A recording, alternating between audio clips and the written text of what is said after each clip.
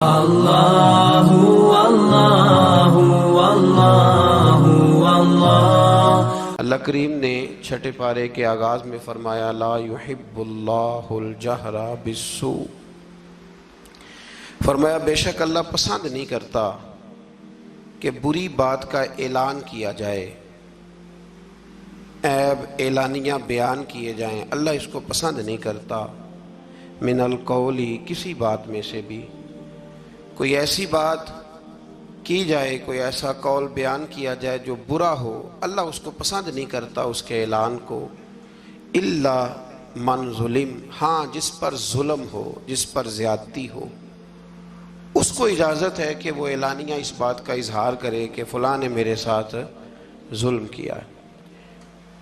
آیت کے پہلے حصے میں اس بات کی طرف اشارہ فرمایا گیا ہے کہ بلا وجہ کیا سرانیوں پر اور بدگمانیوں پر بری باتوں کا اعلان نہ کرو، بلکہ اگر اس بات کا تعلق معاشرتی طور پر لوگوں پر نہیں پڑ رہا اور کسی شخص کا وہ ذاتی فعل ہے اور اس کی اس غلطی کا تعلق اس کی ذات کے ساتھ ہے، تو پھر تو حضور نے پردہ پوشی کا حکم دیا ہے۔ فرمایا اگر تم کسی مسلمان کی پردہ پوشی کرو گے تو اللہ قیامت کے دن تمہاری پردہ پوشی فرمائے گا۔ اور ایک حدیث مبارکہ میں یوں بھی ارشاد فرمایا کہ کسی کا ایک عیب دنیا کا چھپا دینا، رب کریم تمہارے 70 عیبوں پہ پردہ ڈال دے گا۔ لیکن الا من ظلم، جس پر ظلم ہوا ہو، جس نے زیادتی سہی ہو، اور پھر اس کو یہ پتا ہو کہ اگر میں یہ ظلم سہوں گا تو یہ ظلم آگے بڑھے گا اور لوگ بھی اس ظلم کا شکار ہوں گے، تو پھر وہاں خاموش رہنے کا حکم نہیں ہے، وہاں بات کرنے کا حکم ہے، وہاں اظہار کرنے کا حکم ہے، وہاں اعلان کرنے کا حکم ہے۔ وہاں میرے رسول کریم علیہ السلام نے فرمایا افضل الجہاد کلمۃ الحق عند السلطان الجابر، فرمایا سب جہادوں میں افضل جہاد یہ ہے کہ تو ظالم بادشاہ کے سامنے کھڑے ہو کے سچی بات بیان کر، تو کہ میرے ساتھ زیادتی ہوئی ہے، تو اعلان کر۔ حضرت عمر فاروق رضی اللہ تعالیٰ عنہ کا زمانہ مبارکہ تھا، تو مصر کے بادشاہ کے بیٹے نے ایک عام آدمی کے بیٹے کے ساتھ اپنا گھوڑا دوڑایا، تو اس غریب کے بیٹے کا گھوڑا جیت گیا۔ بادشاہ کے بیٹے کو سبکی محسوس ہوئی، تو اس نے اس غریب کے بیٹے کی پشت پر کوڑے مارنے شروع کیے، بہت زیادہ کوڑے مار کے اپنے حسد کی اس جلن کو، آگ کو ٹھنڈا کیا۔ یہ غریب کا بیٹا روتا ہوا گھر آ گیا۔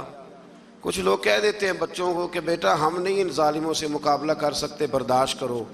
وہ ظلم کو فروغ دیتے ہیں، وہ زیادتی کو پروان چڑھاتے ہیں، اس طرح لوگوں کے ہاتھ بھی کھلتے ہیں اور ظالم زیادہ سے زیادہ ظلم کرنے پر معاذ اللہ آمادہ ہوتا ہے۔ جب بیٹے نے آ کے گھر بتایا نا اس غریب کو کہ گورنر صاحب کے بیٹے نے میری پشت پہ درے مارے ہیں، تو اس نے کہا بیٹا میرے ساتھ گھوڑے پہ بیٹھو۔ کہا ابا جی کہاں جانا ہے؟ تو کہا بیٹا یہ ظلم کا دور نہیں، یہ عمر کا دور ہے، خاموش رہنا ظلم رہے گا، میرے ساتھ چلو مدینہ شریف چلتے ہیں۔ رات کا وقت تھا، جناب عمر سوئے ہوئے تھے، اس فریادی نے دروازے پہ آ کے صدا لگائی تو کمال ہی کر دی۔ اس نے کہا عمر باہر نکلو، یہ سونے کا وقت نہیں، جب ظلم ہونے لگے دنیا میں تو بادشاہ سویا نہیں کرتے، باہر آؤ۔ جناب فاروق اعظم باہر آئے تو اس نے کہا عمر ہماری غلطی کیا ہے کہ ہم غریب ہیں؟ غلطی یہ ہے کہ ہم تنگ دست ہیں، مجبور ہیں، دیکھو میرے بیٹے کی پشت کا کیا حال کیا۔ حضرت عمر نے اسی وقت بندے دوڑائے، فرمایا پکڑ کے لاؤ گورنر کو بھی اور بیٹے کو بھی۔ دونوں باپ بیٹا آئے تو کہا بیٹا جب اس نے تیری پشت پر درے مارے تھے تو اکیلا تھا؟ کہا ہاں۔ فرمایا اب تو سارا دربار سجا ہے نا، تو سب کے سامنے درے مار۔ بیٹے کو درے لگائے اور گورنر صاحب کے لیے حکم جاری کیا کہ ان سے شاہی لباس اتروا کے نا تو انہیں بوریے کا لباس پہناؤ، آج کے بعد گورنر ہی نہیں کریں گے، اونٹ چرایا کریں گے۔ لوگوں نے کہا حضور گورنر صاحب کا کیا قصور ہے، غلطی تو بیٹے کی تھی۔ فرمانے لگے اسی کا تو قصور ہے، اسی نے تو اس کے دل میں یہ بات ڈالی ہے کہ تو گورنر کا بیٹا ہے۔ کس نے اس کے دل میں یہ بات ڈالی کہ تو گورنر کا بیٹا ہے؟ ظلم کو فروغ ان لوگوں نے دیا ہے جو ظلم سہنے لگے، ظلم کو فروغ ان لوگوں نے دیا ہے جو مہنگائی پر خاموش رہتے۔ دنیا میں قتیل اس سا منافق نہیں کوئی جو ظلم تو سہتا ہے بغاوت نہیں کرتا۔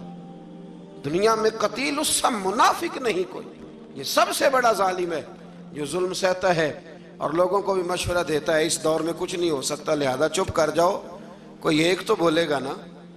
یار میں حیران ہوتا ہوں کبھی کبھی، یعنی زمانہ بیت گیا نا ہمیں یہ کہتے ہوئے کہ پاک چین دوستی زندہ باد، اور اس نام پر ہم نے چینیوں کو عام ویزے دیے اور بغیر کسی تفتیش کے ان کو ہم نے پرمٹ جاری کیا یہاں آنے جانے کے، اور انہوں نے یہ حال کیا ہے کہ بیسیوں کے حساب سے ہماری بیٹیاں لے جا کے بیچنی شروع کر دی۔ کدھر گیا ہمارا سفارتی موقف، اور کہاں گیا ہمارا وہ ویژن جس میں ہم کہتے تھے ہم برابری کی بنیاد پر لوگوں کے ساتھ وقت گزاریں گے؟ یہ برابری کی بنیاد ہے، یہ برابری کی بنیاد ہے۔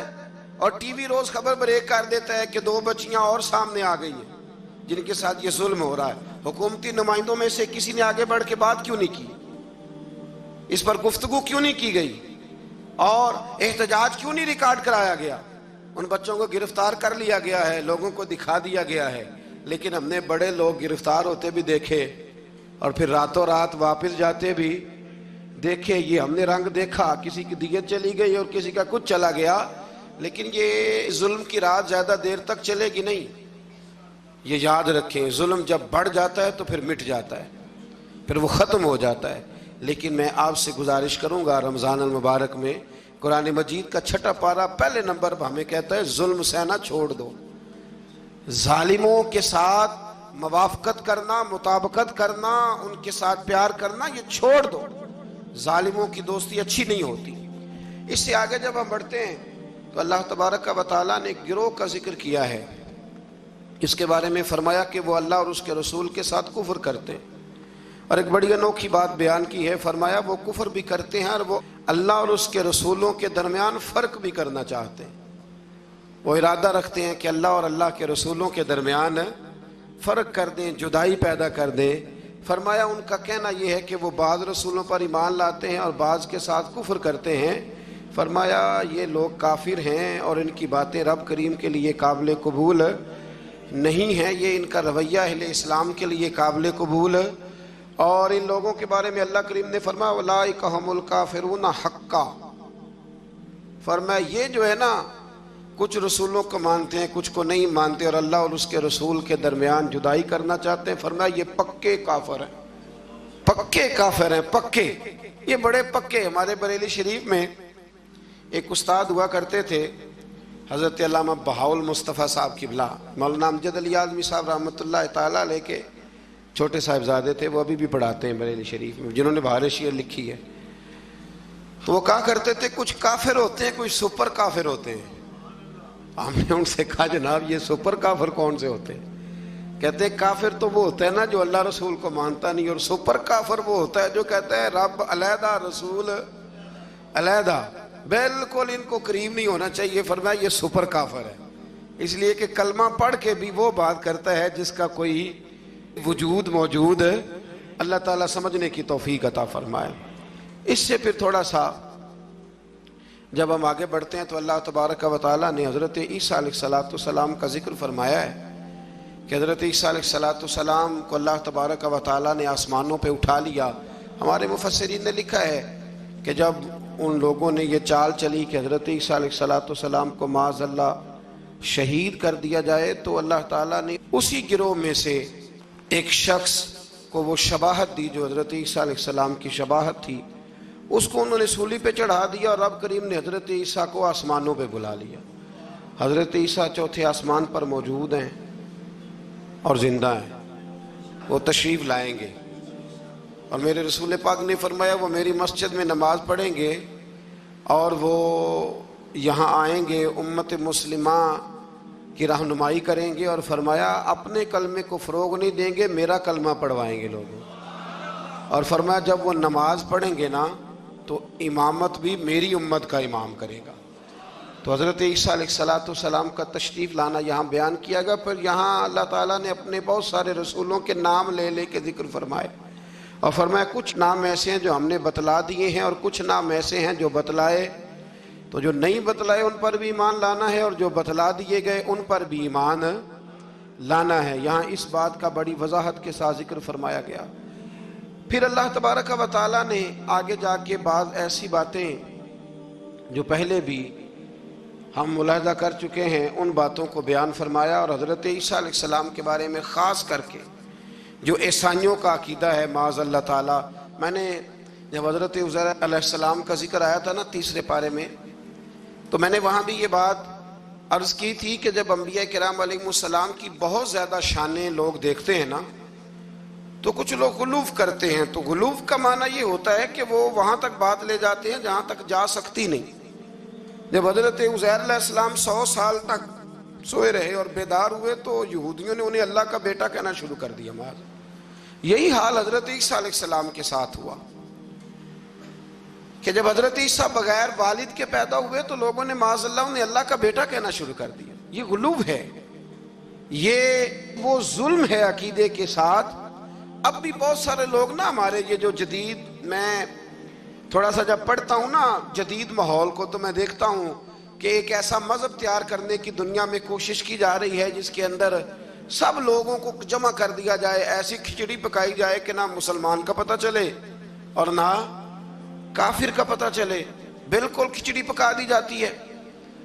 تو کچھ لوگ کھچڑی پکانے والے ہوتے ہیں، تو کچھ لوگ ایسے ہوتے ہیں جو پھر کھچڑی سے چیزیں علیحدہ بھی کر لیتے ہیں، دال الگ کر لیتے ہیں اور گھی اور سونگ کے بتا دیتے ہیں کہ اصلی ہے کہ نکلی ہے، ڈالڈا ہے کہ. یہ بھی اللہ نے توفیق دیکھے نا. ہم منفی باتوں کو اکثر بیان کرتے ہیں تو مثبت باتیں بھی بیان. پھر اللہ تبارک و تعالیٰ نے آگے چل کے ارشاد فرمایا، کیا لوگو میں نے تمہارے پاس اپنے رب ہونے کی دلیل تمہیں عطا کر دی. کوئی شخص جب کوئی دعویٰ کرتا ہے تو لوگ اس سے دلیل پوچھتے ہیں.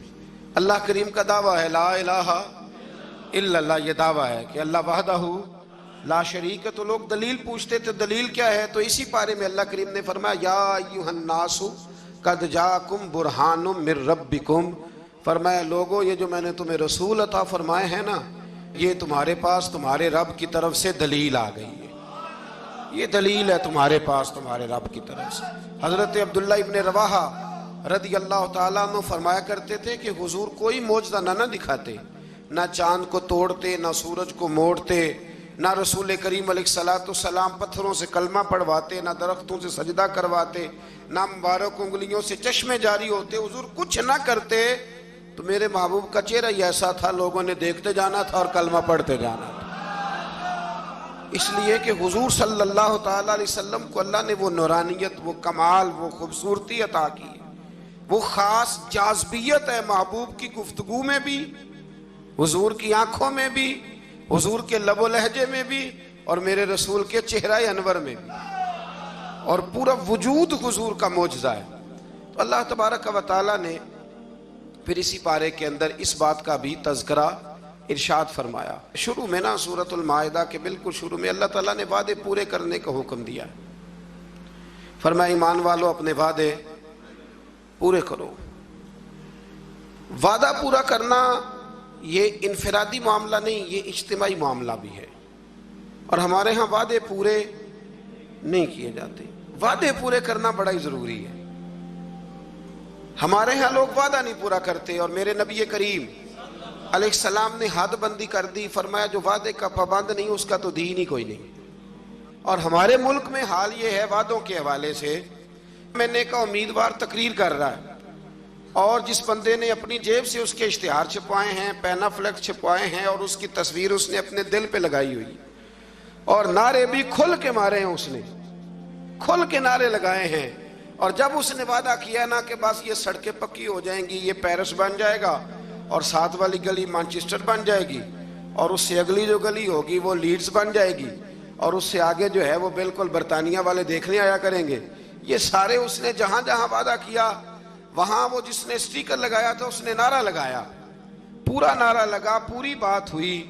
لیکن جب وہ تقریر سن کے باہر نکلتا ہے نا، پیسے بھی اس نے جیب سے لگائے ہیں، نعرے بھی اس نے لگائے ہیں، کرسیوں میں حصہ بھی ڈالا ہے جو وہاں اس نے سجائی ہوئی تھی، اور باہر نکلتے وہی بندہ کہہ رہا ہے کہ جو یہ کہہ رہا ہے نا سارا جھوٹ ہی کہہ رہا ہے. خود بیان کر. یہ قومی لیڈروں کی بات کر رہا ہوں تو آپ اندازہ کر لیں کہ عام لوگ، حضور نے فرمایا الناس والا دین ملوک، لوگ اپنے سرداروں کے مذہب پہ ہوتے ہیں. تو اگر سرداروں کا، بڑوں کا یہ معیار ہوگا گفتگو کا کہ ان کے سپورٹر اور ووٹر کہیں گے یہ بول جھوٹ رہا ہے سارے، اس نے کرنا کرانا کچھ بھی نہیں، تو جب آپ کے وعدوں کی نوعیت یہ ہو جائے گی تو اس کو کبھی بھی انفرادی مسئلہ نہ سمجھے، اسے اجتماعی معاملہ سمجھے۔ میرے رسول کریم صلی اللہ تعالیٰ علیہ وسلم اس قدر زیادہ پابندی فرماتے تھے کہ حضرت مرثد رضی اللہ تعالیٰ عنہ فرماتے ہیں کہ اعلان نبوت سے پہلے ایک شخص نے حضور کے ساتھ لین دین کا کوئی معاملہ کیا، کوئی چیز اس نے خریدی حضور علیہ السلام سے، اور نبی پاک کو ایک کنویں پہ بٹھا کے وہ گھر چلا گیا پیسے لینے، تو جا کے بھول گیا۔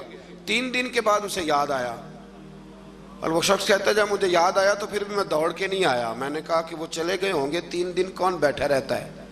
پھر بھی میں اپنے کام شام سمیٹ کر کے آیا، سیدہ خدیجہ الکبریٰ رضی اللہ تعالی عنہا کے دروازے پر میں نے دستک دی، اور جب اندر سے سیدہ بولی اور انہوں نے بول کر کے فرمایا کون ہے، تو میں نے کہا کہ میں حضور علیہ السلام سے ملنے آیا ہوں، تو وہ کہنے لگی کہ 3 دن ہو گئے حضور تو گھر ہی نہیں تشریف لائے۔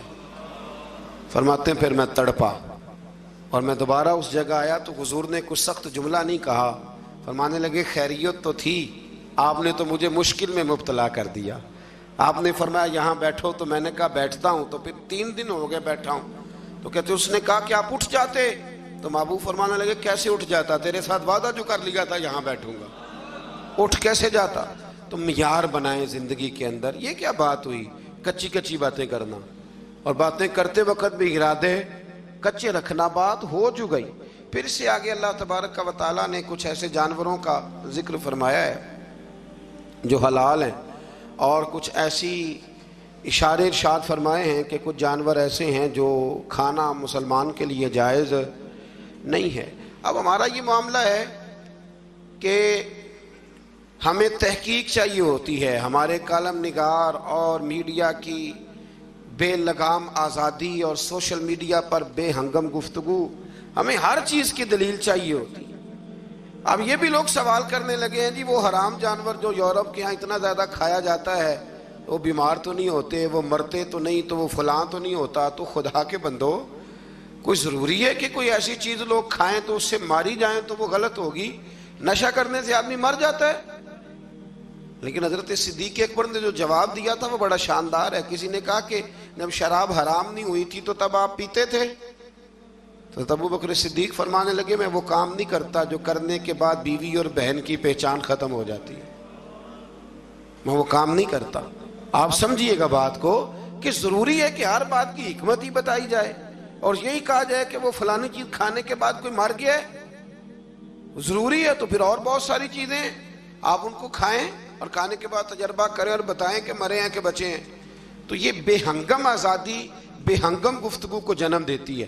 قرآن کتاب ہدایت ہے، ہر جگہ ہدایت دیتا ہے، لیکن کچھ جوامع الکلم ہیں، 1-2 جملوں کے اندر سمندر بند ہیں۔ کچھ آیات ایسی ہیں کہ جن آیات کا رٹ لینا بڑا ضروری ہے، اور جو روز ہمارے ایک دوسرے سے تعلق رہتے ہیں، رشتے رہتے ہیں، ان رشتوں کے اندر وہ آیات ہمارے لیے سنگ میل ہیں۔ اسی طرح کا ذکر اللہ تعالیٰ نے یہاں بھی ارشاد فرمایا وَتَعَاوَنُوا عَلَى الْبِرِّ وَالتَّقْوَى، جب نیکی اور پرہیزگاری کا کام ہو تو ایک دوسرے کے ساتھ تعاون کرو، اور وَلَا تَعَاوَنُوا عَلَى الْإِثْمِ وَالْعُدْوَانِ، اور فرمایا گناہ اور زیادتی پر ایک دوسرے کے ساتھ تعاون نہ کرو، اور آگے ارشاد فرمایا وَاتَّقُوا اللَّهَ، اللہ سے ڈر جاؤ، اللہ سے ڈرو۔ نیکی اور پرہیزگاری کا کام ہو تو تعاون کرو، آگے بڑھو، شاباشی دو، پیار کرو، اور گناہ اور زیادتی کا معاملہ ہو، میرا دوست، میرا بھائی، میرا اپنا کوئی غلط کام کرنے جا رہا ہو، کوئی ظلم کرنے جا رہا ہو، تو اللہ نے حکم دیا ہے کہ اب تو اس کے ساتھ تعاون نہ کر۔ ہمارے ہاں پناہیں دی جاتی ہیں، وہ ہمارے دیہاتوں میں نا کوئی کسی کی بہو بیٹی کو بھگا کے لے آتا تھا نا، تو یار کہتے تھے یاری کا یہ بہت بڑا ہمارے ذمہ قرض ہے کہ ہم نے اس کے ساتھ تعاون کر دیا۔ غلط کام میں تعاون کرنا، حرام فعل میں تعاون کرنا، ظلم اور زیادتی پر ایک دوسرے کے ساتھ تعاون کرنا، وہ جبر کر رہا ہے اور تو تعاون کر رہا ہے، اور اس کو مردانگی قرار دیا جاتا تھا۔ مردانگی، یہ کوئی مردانگی ہے؟ یہ تو وہ والی بے حیائی ہے کہ جس کے بارے میں فرمایا جب تو بے حیا ہو جائے تو جو تیرا دل کرے تو کر۔ یہ کوئی مردانگی نہیں، آپ ظلم اور زیادتی پر مدد کر رہے ہیں۔ یہ آپ کو پتہ ہے کہ میرے دوست نے جبر کیا ہے، ظلم کیا ہے، کچہری اور تھانے میں گھسیٹ کر کے اپنے مخالف کو لے گیا ہے، تو آپ اس کے ساتھ تعاون کر رہے ہیں، آگے بڑھے ہوئے ہیں۔ تو یاد رکھیں اپنی زندگی میں اس بات کو، یہ قرآن نے ایک اسلوب دے دیا، تعاون کرنا ہے نیکی اور پرہیزگاری پر، گناہ اور بدی پر کبھی تعاون میرے رسول کریم علیہ السلام نے فرمایا اپنے بھائی کی مدد کرو، چاہے وہ ظالم ہو یا مظلوم ہو۔ تو صحابہ نے عرض کی یا رسول اللہ صلی اللہ علیہ وسلم مظلوم کی مدد تو سمجھ میں آ گئی، تو ظالم کی مدد کیسے کرے؟ تو نبی کریم علیہ الصلوۃ والسلام نے فرمایا ظالم کو ظلم کرنے سے روک دو، یہ تمہاری مدد ہوگی۔ یہ جو یاروں کے ساتھ لڑنے چلے جاتے ہیں، پوچھتے بھی نہیں کہ حق پہ ہیں کہ نہیں، چلے جاتے ہیں، کہتے ہیں بس دوستوں کا پروگرام بن گیا تھا، فلاں بس والے کو مارنا ہے، تو چلے گئے سارے۔ وہ خدا کے بندے تو ظلم اور زیادتی میں مددگار بن گئے۔ اور میں نے دیکھا ہے رویہ اتنا خوفناک ہے، اب جو اگلی بات کرنے لگا ہوں وہ ذرا ناراض کرنے والی ہے، اس سے بہت سارے لوگ ناراض ہوتے ہیں، لیکن چونکہ ضروری ہے تو کرنی بھی ضروری ہے۔ الیکشن کے دنوں میں بڑی مدد ہوتی ہے، ہمیں پتہ ہے بندہ ظالم ہے، جابر ہے، لیکن کیا کرے جی ہماری برادری کا ہے، کیا کرے جی ہمارا اپنا ہے، کیا کرے جی ہمارا محلے دار ہے۔ تو ابو جہل بھی تو حضور کی برادری کا تھا، محلے دار تھا، رشتہ دار تھا، تو کیا اس کی مدد ہو جاتی؟ یزید جو ہے وہ بھی تو اسی خاندان سے تعلق رکھتا تھا، اوپر جا کے یہیں سے مل جاتا تھا، تو امام حسین نے اس کے ظلم پر اس کی مدد کیوں نہ کی؟ تو اس لیے یہ رویہ بدلیں، نیکی اور پرہیزگاری کے کام میں آگے بڑھیں، دوڑ کر تعاون کریں، اور ظلم اور زیادتی کے معاملات میں کبھی بھی کسی شخص کے ساتھ کوئی رویہ آپ تعاون کا بالکل برقرار نہ رکھیں۔ ایک آیہ کریمہ سورۃ المائدہ کی آیت نمبر 3 کا جو ابتدائی حصہ ہے وہ بھی بڑا شاندار ہے۔ حضرت سیدنا عمر فاروق رضی اللہ تعالیٰ عنہ فرماتے ہیں جب یہ آیہ کریمہ نازل ہوئی تو مجھے یہودیوں کا ایک عالم ملا اور کہنے لگا عمر تمہارے نبی کریم علیہ السلام پر ایک ایسی صورت نازل ہوئی ہے کہ اگر وہ تورات میں نازل ہوتی تو ہم اس دن کو عید کا دن مناتے، عید سمجھ کے وہ دن مناتے ہیں۔ اتنی شاندار آیت کیا ہے؟ الیوم اکملت لکم دینکم، اللہ فرماتے ہیں کہ آج کے دن میں نے تمہارا دین تمہارے لیے مکمل کر دیا ہے، وَأَتْمَمْتُ عَلَيْكُمْ نِعْمَتِي، اور میں نے تم پر اپنی نعمت کو مکمل کر دیا۔ دیکھیں نا ہمارے ہاں حافظ جی پکا رٹا لگا کے قرآن مجید یاد کرتے ہیں، اور جب یاد کر لیتے ہیں نا تو وہ سناتے ہیں، اور جب ماشاءاللہ سناتے ہیں اللہ کی توفیق سے تو پھر حال یہ ہوتا ہے کہ اس دن جب قرآن شریف ختم ہوتا ہے تو ہم جشن مناتے ہیں۔ خوشی ہوتی ہے کہ نہیں ہوتی؟ یہ ناظرہ قرآن مجید کو بچہ مکمل کرتا ہے تو تب بھی خوشی ہوتی ہے کہ نہیں ہوتی؟ اور ہمارے ہاں جو لوگ عام ختم شریف کے مخالف ہیں، ختم بخاری کے، وہ بھی بڑے قائل ہیں۔ تو اگر دین مکمل ہو جائے، پچھلا کوئی دین بھی مکمل نہیں تھا تو یہ دین مکمل ہے ہمارے پاس، یعنی اتنا مکمل ہے کہ ہمیں چھینکنے کا طریقہ بھی باہر سے لینے جانے کی کوئی ضرورت نہیں، وہ بھی ہمارے رسول نے ہمیں گھر میں عطا فرمایا ہے، وہ بھی ہمیں باہر سے لے جانے کی ضرورت۔ اکملت لکم، مکمل کر دیا تمہارے لیے۔ اور یہ جو لفظ لکم ہے اس پر بڑی خوبصورت بات قاضی ثناء اللہ صاحب پانی پتی رحمۃ اللہ لکھی ہے، وہ فرماتے ہیں رب فرماتے ہیں مکمل بھی میں نے تمہارے لیے کیا ہے، تمہارے لیے مکمل کیا ہے تاکہ تم راضی ہو جاؤ، تمہارے لیے آگے جینا آسان ہو جائے۔ تو میرے عزیز دوستو اس سے تھوڑا سا آگے جب ہم جائیں گے تو اللہ تبارک و تعالیٰ نے وضو کے فرائض بھی اسی جگہ بیان فرمائے، اور پھر اللہ تبارک و تعالیٰ نے انصاف کرنے کے لیے کھڑے ہونے کا حکم بھی انہی آیات کے اندر دیا۔ اور جب آپ انصاف کے لیے کھڑے ہوں گے، وہ کوئی بھی ہو، اور جب آپ عدل کریں گے تو اللہ کریم نے ارشاد فرمایا کہ پھر تمہیں ایک ایسی نعمت ملے گی جس کا قرآن مجید میں جا بجا ذکر ہے۔ وہ نعمت کیا ہے؟ فرمایا اعدلوا، تم عدل کرو، وہ اقرب للتقوی، اب یہ تقوی کے قریب ہو جائے گا، اور جب انسان تقوی کے قریب ہوتا ہے تو پھر اپنے رب کے قریب ہو جاتا ہے۔ عدل کرو، انصاف کرو، تمہارے ہاتھ ایک گھر کا ہی عدل اور انصاف کیوں نہ آئے، انصاف کا ترازو۔ اس لیے حضور صلی اللہ علیہ وسلم نے فرمایا ہر ایک نگران ہے اور اس سے اس کی رعایا کے بارے میں سوال کیا جائے گا۔ آگے جا کے نا اسی پارے کے اندر حضرت آدم علیہ السلام کے ان 2 بیٹوں کا بھی ذکر ہے کہ جس میں ایک بیٹے نے دوسرے کو قتل کر دیا تھا۔ اس نے جب اس کو قتل کیا، اور قتل کی بنیاد جو یہاں بیان کی گئی وہ حسد ہے، حسد جو ہوتا ہے نا، حسد یہ ایک عجیب و غریب چیز کا نام ہے، روگ ہے یہ باطن کا، یہ باطن کا روگ ہے. اور حسد جب آ جاتا ہے نا تو پھر انسان کو جلا دیتا ہے، اور پھر انسان معاذ اللہ تعالیٰ ایسے ایسے عجیب حرکات کرتا ہے، ہوتا اصل میں حسد ہے. اور امام غزالی رحمۃ اللہ تعالیٰ علیہ نے تو یہاں تک لکھا ہے، فرماتے ہیں یہ تکبر اور حسد زیادہ تر اہل علم لوگوں میں ہوتا ہے. اللہ تعالیٰ ہمیں معاف فرمائے. اب اس کے ترجمہ آپ نے صرف مولوی نہیں کر لینا. ویسے لوگ کہتے ہیں مولوی پڑھے لکھے نہیں، تو کوئی ایسی بات بیان کی جائے تو فٹافٹ کہتے ہیں مولویاں دی گل ہو رہی. تو بھئی یہ اہل علم سے مراد ایم ایس سی والا بھی ہے، پی ایچ ڈی والا بھی ہے، پڑھے لکھے لوگوں میں. اور یہ جو تکلیف دہ قسم کی اذیت دیتے ہیں نا اپنے مخالف کو، یہ اکثر پڑھے لکھے لوگ دیتے ہیں. سادہ آدمی تو غصہ بھی سادگی میں ہی کرتا ہے اور راضی بھی سادگی میں ہو جاتا ہے. تو وہ حسد کی بنیاد پر قابیل نے حابیل کو قتل کر دیا.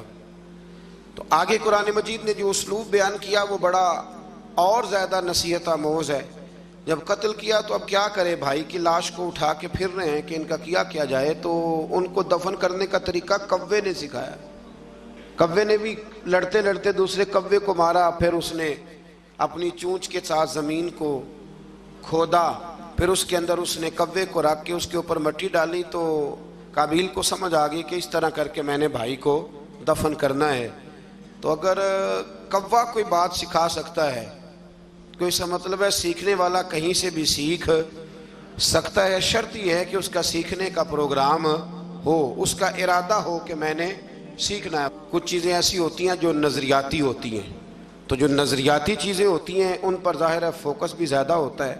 اور نظریاتی چیزیں جو ایسی ہیں جو زندگی میں بھی عمل کرنے میں رستہ آسان کرتی ہیں، اور مریں گے تو قبر میں بھی ہمیں فائدہ دے گی. تو ایک نظریاتی آیت ہے، اسی کے اندر آیت نمبر 35 سورۃ المائدہ میں، اس میں اپنی بات کو سمیٹتا ہوں. اللہ کریم نے فرمایا یا ایھا الذین آمنوا اتقوا اللہ وابتغوا الیہ الوسیلہ. اے ایمان والو اللہ سے ڈرو اور اس کے رستے میں وسیلہ تلاش کرو. اللہ کیا فرماتے ہیں؟ اللہ سے ڈرو اور اس کے رستے میں وسیلہ. تو جب اللہ وسیلے کو پسند کرتا ہے تو واللہ وسیلے کو، یار واضح آیت آ گئی، واضح. میں حیران ہوتا ہوں بعض اوقات کہ واضح دلیل کے باوجود لوگ کہتے ہیں کہ جی یہاں سے مراد کچھ اور ہے. تو میں نے کہا کس نے تمہیں کہا کہ مراد لو؟ تم کون ہوتے ہو اپنی مرضی سے قرآن کی تشریح کرنے والے، تفسیر کرنے والے؟ کیوں، کس طرح تم نے مراد لیا؟ کہنے لگے جی وابتغوا الیہ الوسیلہ کا معنی ہے اپنے اعمال کا وسیلہ پیش کرو، نبی کریم کا وسیلہ نہ پیش کرو، اپنے اعمال کا. اور ایک دلیل ہے وہ حدیث غار. 3 لوگ غار میں چلے گئے، انہوں نے اپنے اپنے اعمال کا وسیلہ دیا تو اللہ تبارک و تعالیٰ نے نجات دے دی. یعنی وہ نماز جس نماز میں سارا سودا بیچا ہے دکان کا، کہتے ہیں اس کا وسیلہ دے لو، پتہ نہیں وہ نماز قبول بھی ہے کہ نہیں. اس کا وسیلہ دے لو تو درست ہے. اور وہ والا حج جو سارا معاذ اللہ دکھاوے پہ گزر گیا، اس کا وسیلہ دے لو تو جائز ہے. اور وہ زکوٰۃ پتہ نہیں پوری دی کہ نہیں دی، اس کا وسیلہ دے لو تو، یعنی وہ اعمال جو پتہ نہیں قبول ہیں کہ نہیں، ان کا وسیلہ دے لو تو وہ جائز ہے. تو یہ تو اعمال پتہ نہیں مقبول ہیں کہ نہیں مقبول، تو اس رسول کا وسیلہ نہ دیں جو ہر وقت ہی رب کی بارگاہ میں مقبول ہے. اور صرف دنیا میں ہی مقبول نہیں، قبر میں بھی مقبول ہے. اور قیامت کے دن بھی شفاعت کا سہرا سجے گا تو مصطفیٰ کے سر انور پر سجے گا. ہمارے ہاں بڑے عجیب و غریب رویوں کے لوگ پائے جاتے ہیں، اور پھر جو ان کی باتیں قبول کرنے والے ہیں وہ اس سے بھی زیادہ وسیع و ظرف ہیں، وہ اس سے زیادہ بلند حوصلوں کے مالک ہیں. وہ صاحبان علم و فکر فٹافٹ آ جاتے ہیں، کہتے ہیں جی مطلب وسیلے کی ضرورت کیا ہے؟ اللہ جب سارا کچھ ڈائریکٹ سنتا ہے. اور میں نے کہا خدا کے بندے، تجھے تو اللہ نے بغیر وسیلے کے پیدا نہیں کیا، گرا کے اوپر سے چھت سے. دیکھیں نا اللہ محنت کرنے کا حکم دیتا ہے تو بغیر وسیلے کے بھی اللہ روزی عطا کر ہی سکتا ہے نا. اگر من و سلوہ صبح بنی اسرائیل کی چھتوں سے مل سکتا تھا تو ہمارے بستر میں تکیے کے نیچے سے بھی نوٹ نکل سکتے تھے. پر اللہ نے فرمایا اٹھ کے جاؤ، کام کرو، کچھ کرو گے تو پھر تمہیں ملے گا. تو جب اللہ تعالیٰ نے سارا نظام ہی وسیلے کا بنایا ہے تو عجیب منظر ہے اور عجیب کیفیت ہے کہ اس بات پہ لوگ کتابیں چھاپنے لگ جاتے ہیں، اس پر لوگ توجہ دینے لگ جاتے ہیں. میرے رسول کریم علیہ السلام کی صاحبزادی کا وصال ہو گیا تو جب غسل دیا حضور کی بڑی صاحبزادی کو تو نبی کریم علیہ السلام نے ارشاد فرمایا کہ ٹھہرو ابھی کفن نہ دینا. تو صحابیات نے عرض کی حضور کیا کرنا ہے؟ تو محبوب اندر گئے اور اپنا کرتا اتارا. فرمایا میری بیٹی کو میرے کرتے میں کفن دو, امید ہے اللہ اس کی برکت سے اس کی قبر کو روشن فرما دے گا. تو یہاں تو تبرکات وسیلہ بن رہے ہیں. تبرکات.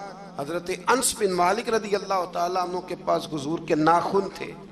انہوں نے وصیت کی تھی جب میرا انتقال ہو جائے تو میری زبان کے نیچے رکھ دینا. تو میرے بھائی یہ ساری چیزیں تو وسیلہ بن رہی ہیں. وَابْتَغُوا إِلَيْهِ الْوَسِيلَةَ. بس یہ ہے کہ زندگی میں کوئی وسیلہ تلاش کر کے رکھو. کوئی وسیلہ زندگی میں تلاش کر کے رکھو. کوئی وسیلہ زندگی میں تلاش کر کے رکھو. ایک بہت ضعیف العمر بزرگ تھے, تو آخری عمر میں انہوں نے طریقت کو بڑا پڑھا, تصوف کو بڑا پڑھا. آخری عمر میں ایک شخص کے مرید ہو گئے. کالم نویس ان پہ لکھتا ہے, وہ کہتا ہے میں نے ان سے کہا کہ بابا جی اب کوئی عمر تو نہیں تھی مرید ہونے کی, بندہ شروع میں مرید ہو کوئی تربیت بھی لیتا ہے.